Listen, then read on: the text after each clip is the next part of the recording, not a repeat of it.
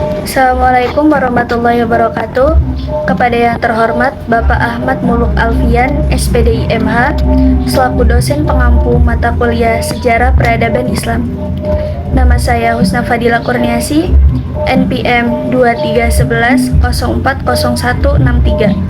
Dari kelas 2E, jurusan Pendidikan Bahasa Inggris, Fakultas Tarbiyah dan Keguruan, Universitas Islam Negeri Raden Intan, Lampung.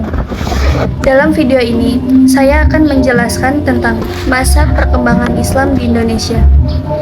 Tujuan dibuatnya video ini adalah untuk memenuhi tugas ujian akhir semester dengan mata kuliah Sejarah Peradaban Islam. Dalam video ini, saya akan menyampaikan beberapa poin. Yang pertama, sejarah perkembangan Islam di Indonesia. Yang kedua, riwayat beberapa kesultanan atau kerajaan Islam di Indonesia. Yang ketiga, perkembangan peradaban Islam dan riwayat beberapa organisasi Islam di Indonesia. Berikut adalah penjelasan. Sejarah perkembangan Islam di Indonesia. Perkembangan Islam di Indonesia memunculkan beberapa teori, antara lain teori Gujarat, Mekah, dan Persia. Namun, ada juga teori lain tentang perkembangan awal Islam di Indonesia. Perkembangan Islam di Indonesia, baik dalam agama maupun tradisi, terjadi setelah bangsa Indonesia bergaul dengan berbagai bangsa yang ditandai dengan terjalinnya hubungan dagang antara kawasan Nusantara dan tetangganya, baik di Asia Tenggara, Asia Selatan, maupun di negeri Arab. Meski terdapat beberapa teori mengenai kedatangan agama Islam di Indonesia, banyak ahli percaya bahwa masuknya Islam ke Indonesia pada abad ke-7 berdasarkan berita Cina zaman dinasti Tang. Berita tersebut mencatat bahwa pada abad ke-7 terdapat pemukiman perdagangan Muslim dari Arab di desa Baros, daerah pantai barat Sumatera Utara. Sementara sejarah masuknya Islam pada abad ke-13 Masehi lebih menunjuk pada perkembangan Islam bersama dengan tumbuhnya kerajaan-kerajaan Islam di Indonesia. Pendapat ini berdasarkan catatan perjalanan Marco Polo yang menerangkan bahwa ia pernah singgah di Perlak pada tahun 1292 dan berjumpa dengan orang-orang yang telah menganut agama Islam. Bukti yang turut memperkuat pendapat ini adalah ditemukannya nisan makam Raja Samudra Pasai, Sultan Malik As-Saleh yang berangkat tahun 1297. Jika diurutkan dari barat ke timur, Islam pertama kali masuk di Perlak, bagian utara Sumatera Selatan. Hal ini menyangkut strategisnya letak Perlak, yaitu di daerah Selat Malaka, jalur laut perdagangan internasional dari barat ke timur. Islam di Jawa masuk melalui pesisir utara Pulau Jawa, ditandai dengan ditemukannya makam Fatimah binti Maimun bin Hibatullah yang wafat pada tahun 475 Hijriah atau 1082 Masehi di Desa Leran, Kecamatan Mayar, Gresik. Kemudian di Kalimantan, Islam masuk melalui Pontianak yang disiarkan oleh bangsawan Arab bernama Sultan Syarif Abdurrahman pada abad ke-18 di hulu Sungai Pawan, di Ketapang, Kalimantan Barat. Ditemukan pemakaman Islam kuno.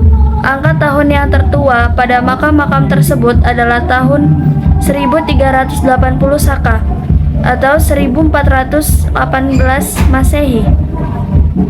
Di Kalimantan Timur, Islam masuk kerajaan Kutai yang dibawa oleh dua orang penyiar agama dari Minangkabau yang bernama Tuan Haji Bandang dan Tuan Haji Tunggang Parangan. Di Kalimantan Selatan, Islam masuk melalui kerajaan Banjar yang disiarkan oleh Dayan, seorang khatib ahli khotbah dari Demak. Di Kalimantan Tengah, bukti kedatangan Islam ditemukan pada Masjid Ki Gede di Kota Waringin yang bertuliskan angka tahun 1434 Masehi. Di Sulawesi, Islam masuk melalui raja dan masyarakat Goa Talo. Hal masuknya Islam ke Sulawesi ini tercatat pada Lontara bilang, menurut catatan tersebut, raja pertama yang memeluk Islam ialah Kanjeng Matoya, raja keempat dari Tolo yang memeluk agama Islam pada tahun 1603. Disiarkan oleh keempat ulama dari Irak, yaitu Syekh Amin, Syekh Mansur, Syekh Umar, dan Syekh Yakub pada abad ke-8. Media dalam Islamisasi. Dalam buku Sejarah Indonesia Periode Islam yang dijelaskan media atau saluran dalam perkembangan Islam di Indonesia. Di antaranya yang pertama perdagangan. Pada taraf permulaan, saluran Islamisasi adalah perdagangan.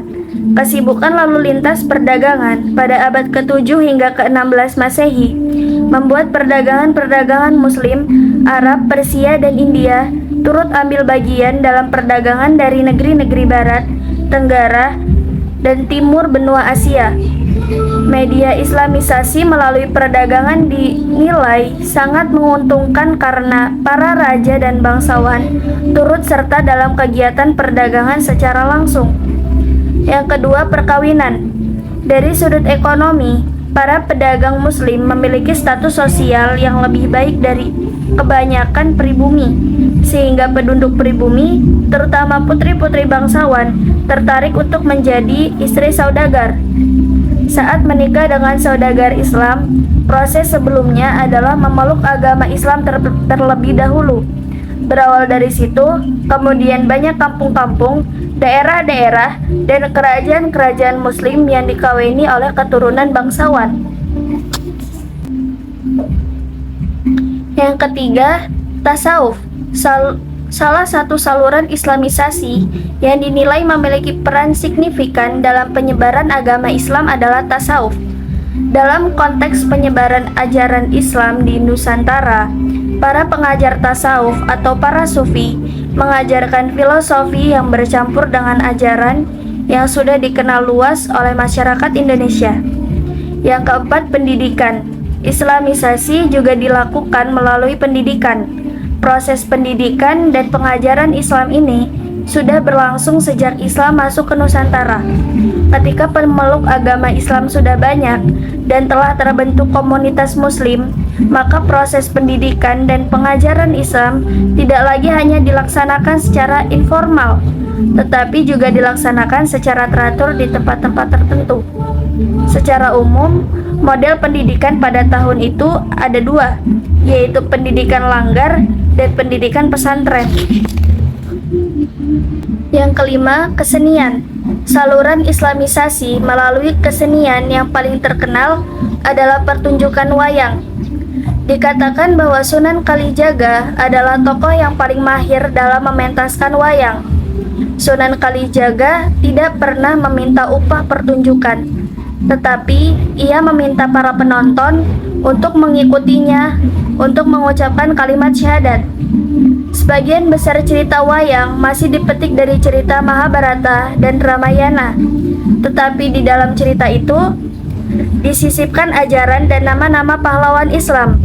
Kesenian-kesenian juga dijadikan alat Islamisasi seperti sastra, hikayat, babat, dan sebagainya, seni bangunan, dan seni ukir.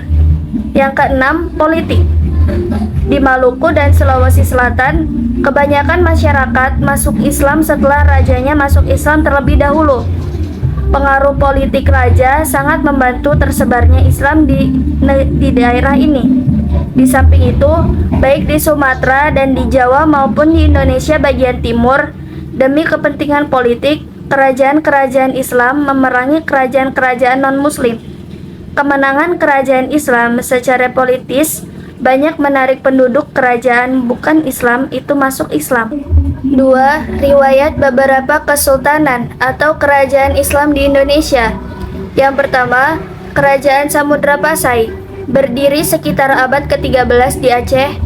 Kerajaan ini merupakan salah satu pusat Islam pertama di Nusantara.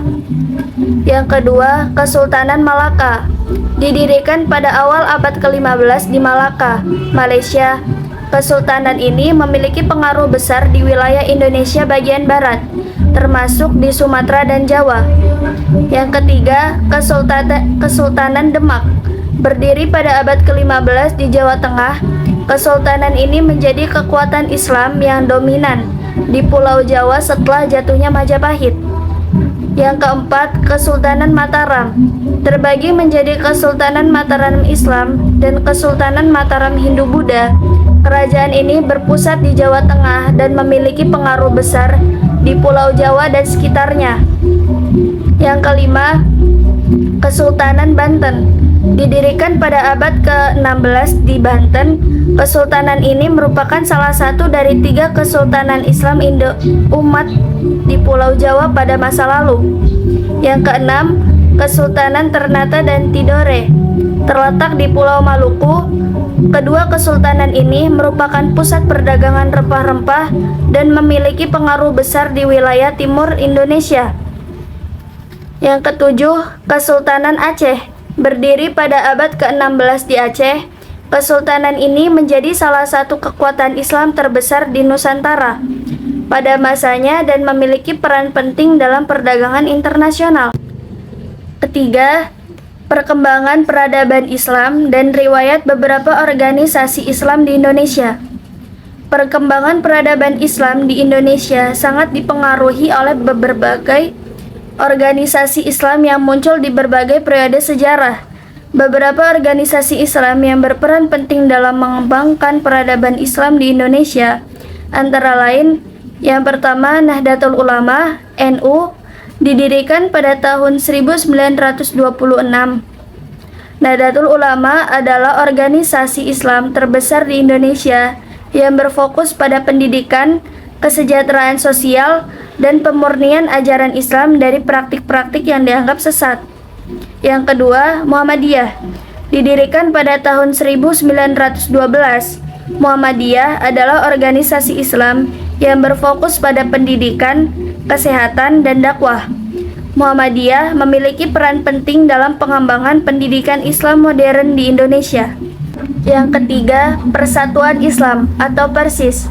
Didirikan pada tahun 1923, Persis adalah organisasi Islam yang mengedepankan ajaran Islam yang murni dan otonomi lokal dalam beribadah. Organisasi ini memiliki pengaruh yang kuat, terutama di Jawa. Yang keempat, Jaringan Islam Liberal. Meskipun tidak memiliki struktur organisasi formal, Jaringan Islam Liberal di Indonesia memiliki pengaruh dalam mempromosikan pemikiran Islam yang induktif, toleran, dan progresif. Yang kelima, Majelis Ulama Indonesia atau MUI. Didirikan pada tahun 1975. MUI adalah lembaga fatwa resmi di Indonesia yang memiliki peran dalam menetapkan pandangan resmi Islam dalam berbagai masalah sosial dan politik. Organisasi-organisasi ini bersama dengan banyak organisasi Islam lainnya telah berperan dalam membentuk peradaban Islam di Indonesia melalui pendidikan, sosial, budaya, dan politik. Perkembangan peradaban Islam di Indonesia adalah hasil dari keragaman organisasi dan pemikiran Islam yang ada di dalamnya. Demikianlah materi yang dapat saya sampaikan. Kurang dan lebihnya saya mohon maaf dan kepada Allah saya mohon ampun. Saya akhiri, wassalamualaikum warahmatullahi wabarakatuh.